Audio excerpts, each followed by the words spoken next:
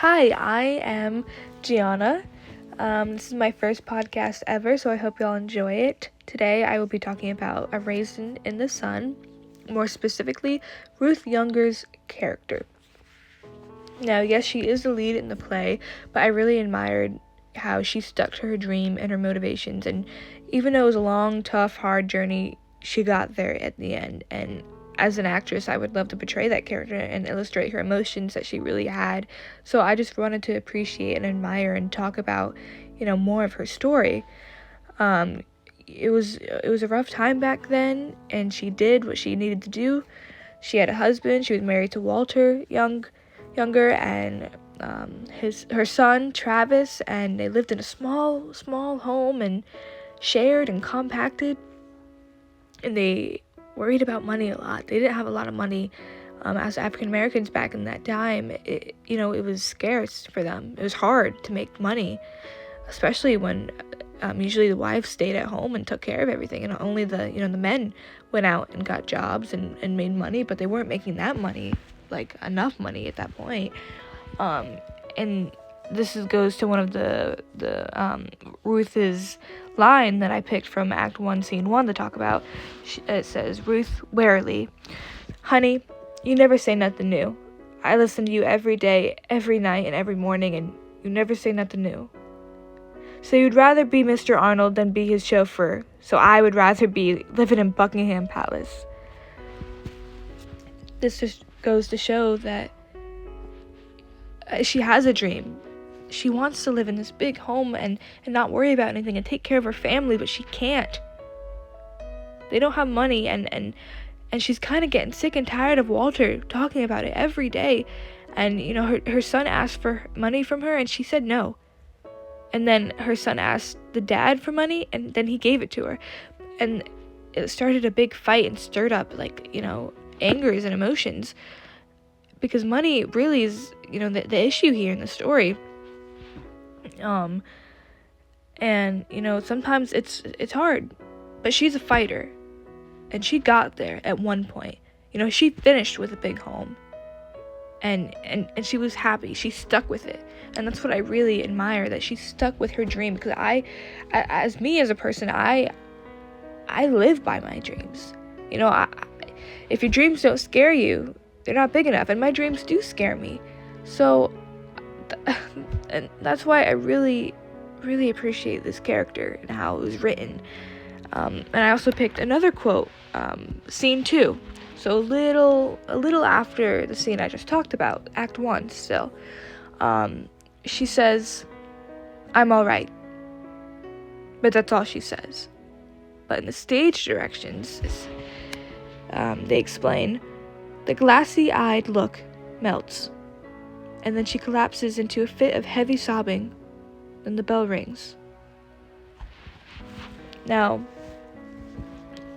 I know she only said 2 words, "I'm all right," but it doesn't seem like she's all right, obviously. She isn't. She's literally collapsing and sobbing and crying. She's not okay. And sometimes, her family doesn't see that, because she's tired all the time, working all the time. In the beginning, Walter was telling her how she looked young for a second, just for a second, and then looked her age back then. And it's because she doesn't stop. She's getting torn down. She's carrying so much weight of the atmosphere and the vibes and just the stress around her, and especially money. The fact that she can't do what she wants to do is just weighing her down, and she looks older than she really is. She's only 30, but she can't do what she wants to do, and it's sad and it's upsetting. And I know a lot of people, live like that or lived like that, and people would never know. It's like when somebody says, "I'm fine," and walks away. They're obviously not fine. There's something wrong. But we don't know what's wrong. You can just tell there's something wrong. You can tell when someone's being weighed down, just like Ruth's character, especially in Act 1. And Travis, her son, he doesn't see it at first. He thinks it's fine. And Walter, he's pushing it to be fine. But really, she's not fine, and you can't push that. It's hard. It's gonna make it worse, and that's why they had problems with their marriage.